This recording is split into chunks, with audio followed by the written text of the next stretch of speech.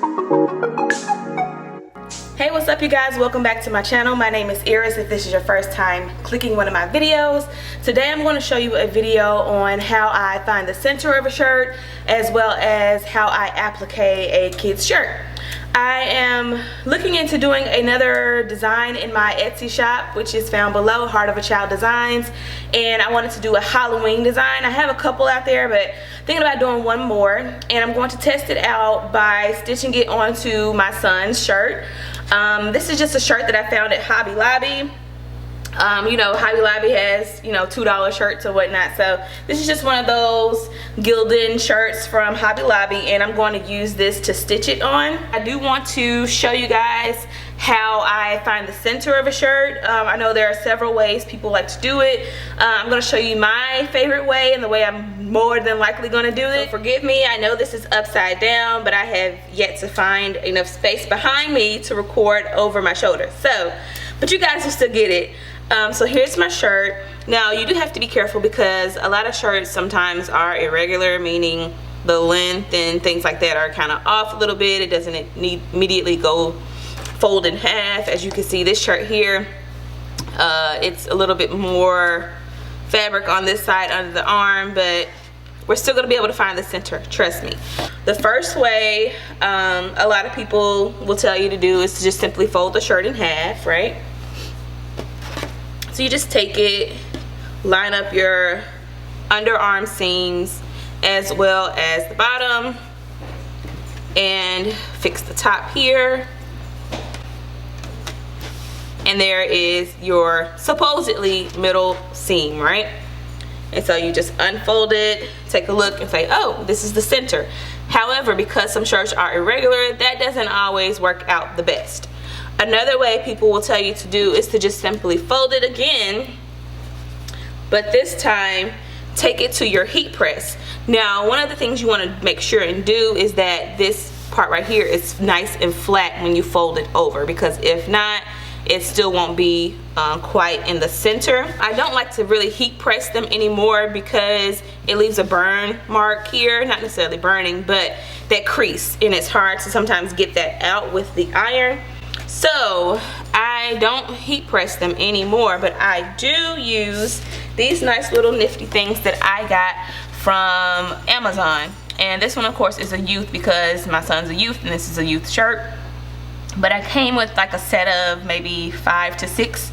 You have an adult size, a toddler size, an infant size, and then I think there's an adult V-neck size. I'll link them below in the description box in case anyone's interested. But what you simply do, as you can see here, it's like a ruler, and it measures and shows you exactly where your center point is, and you just take this and put it around the collar. Again, some shirts are not necessarily symmetrical and even. Of course, this is a $2 shirt, so you know it's not going to be the best quality, but this is just a test for my son. Alright, so I like to take it and kind of fit it around the collar. You can also visualize it. I like to use my fingers as well. So I know that my third finger here, my ring finger, is on right before that arm seam. And I like to measure and see how many fingers are fitting on each side. And that is going to help me make sure that this is centered, because it's not perfectly rounded here to fit the roundness of this. So I set it there to where I think is the center, and then I just take my fingers, measure it here, make sure it's up, and I'm like, yeah, that looks about right. Like everything fits about right. And I make this my center mark. And what I do is I take these little dots. I know some people use water soluble pens and it just doesn't work for me. It still stains and I just don't like it. So I just take these little dots and I place my dot right here underneath that arrow that's pointing to my center. Now you may be asking, why do I put the point, the dot there underneath the point?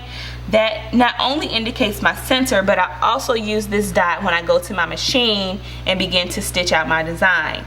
I make this dot be the top point or the high point of the design I am stitching out. It'll make sense for you in a minute, but I'll show you guys exactly what I'm talking about. But that's what I do. Let's go ahead and start hooping this shirt.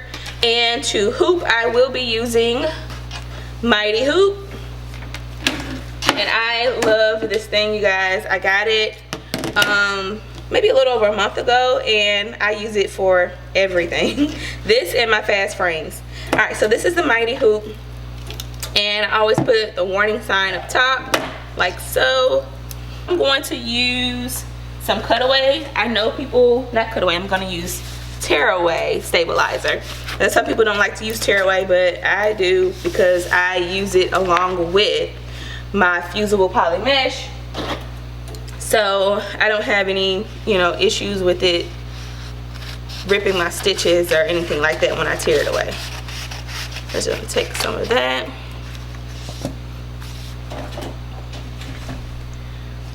All right, and there is a difference when it comes to the poly mesh. There is a shiny side and a more dull side. You want shiny side up. And I'm just gonna layer the two on top. I do know some people prefer to add their stabilizer at the end after the item is hooped and underneath the machine, but I like to do it this way. And I do have the little thing to hold the stabilizer down. Some people have issues with it. I don't have as many issues with it. You see, guys, it went down really nice and smooth for me. I do like to pull it a little tight and taut. Alright, so that is there, and then I move this to the side, and I'm going to go ahead and bring my shirt back. Again, I still have that dot there, and all I'm going to do is make sure that, and actually, I guess that part didn't matter. I'm going to make sure that this dot and the line here kind of lines along with the center point. I did put a little pencil mark right here. You guys can't see it, but to let me know where's the center. But we're going to add this underneath here.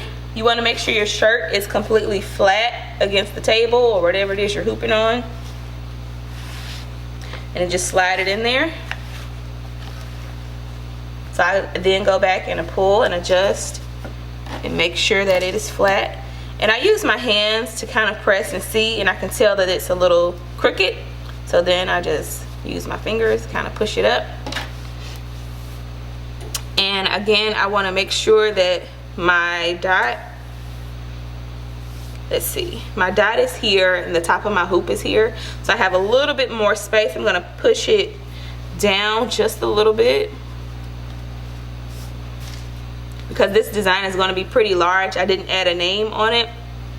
It's just the design itself. But I do want to add the name if there's room left to do so. So again, you guys, my fingers, I'm using both of my fingers. This time I'm using two to measure and make sure that it is centered. 2 fingers here, 2 fingers here. That looks good. I do like this to kind of see. It's off a little bit. Push it over.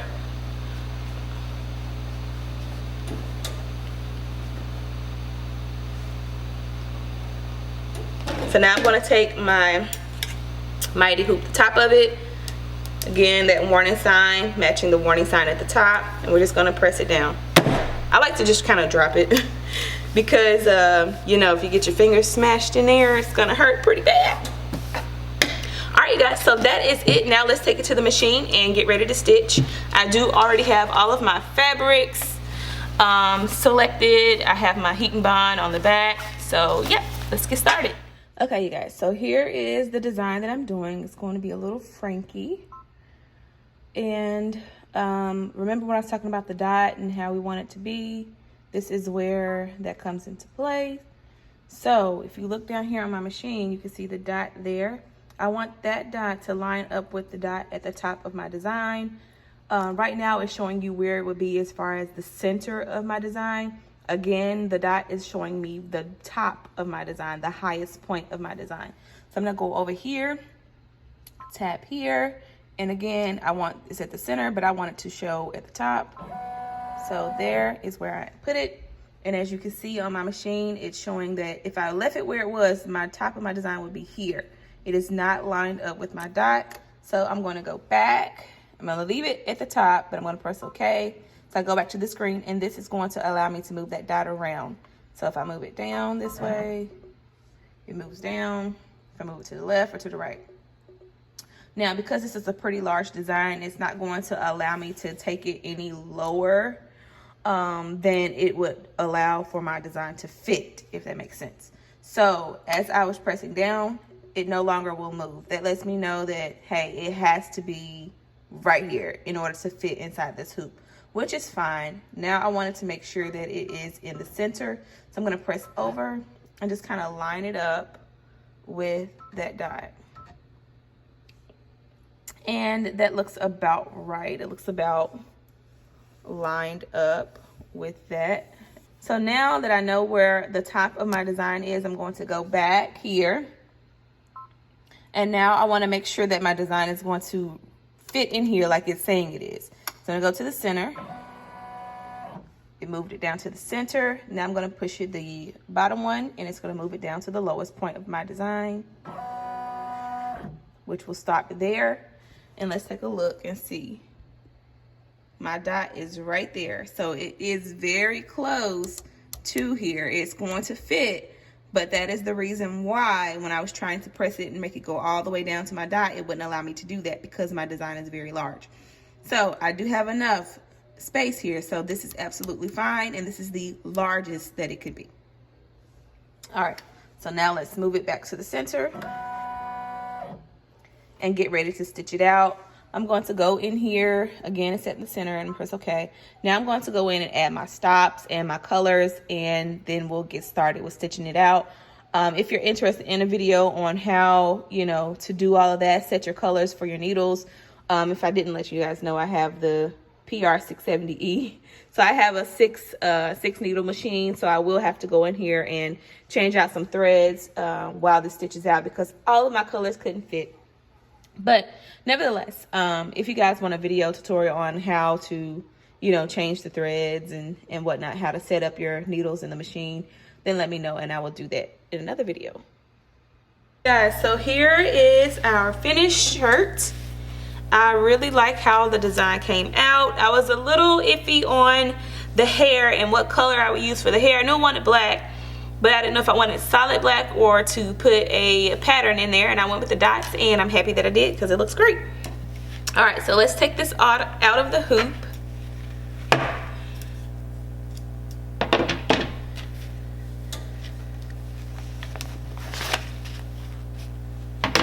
All right, and where's my lint roller?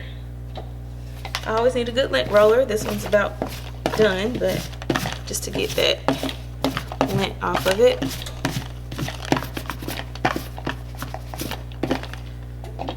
Okay, so let me turn it around so you guys can see it the correct way. Oop, let me pull it back. Boop, there it is. So here is the shirt. It looks good. It looks really, really good. The size of it is great. I will say when I hooped it, you guys, when I showed you in the machine how it looked hooped, I was a little too close to that area. That's why you can see it. I don't know if you guys can see, but there is a little bit of a burn mark there, just from the hoop being so tight and being pulled trying to stitch this part. The needle didn't break, it didn't bend the machine or anything like that, but I will not get that close in the future. I'm thinking about adding a name to either the bottom here or on the sides. I'm not quite sure yet. I'll have him try it on first to see exactly how big it is. I just need to press it and tear away my stabilizer on the inside. And again, I like to use tear away. I know people, wear it, don't tear it type thing, but it works for me. I layer mine with poly mesh, so no problems. And I'm just really, you don't have to do a whole lot. Just pull out. There it is. And I do save this because there are smaller projects that you can have, and it'd be good to have that. So I'm gonna go ahead and clip these flyaway thread pieces. Also gonna clip off the extra tearaway. I can, if you want, you can add Tender Touch to the back, but I'm not probably gonna do that just because I'm running really low on Tender Touch. But I'm gonna go ahead and cut this off and cut these threads, press it, and I'll come back and show you guys what it looks like fully pressed. All right, you guys, so I went ahead and pressed the shirt, and here it is. I think it's so cute. Again, I'm thinking I'm gonna put the name on the bottom here in Frankie letters as well, but it turned out really good. I'll give you guys a close-up so you can see it closer.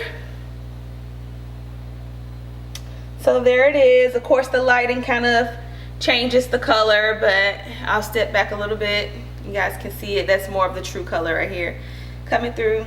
It is centered in the middle of the shirt. I hope those tips helped you out, and I hope you enjoyed this video. If I decide to put the name at the bottom, then I'll likely come back or maybe do a short just showing how I add the name to the bottom as well. But I hope you guys enjoyed this video, and I will catch you guys in the next one. Thanks for watching.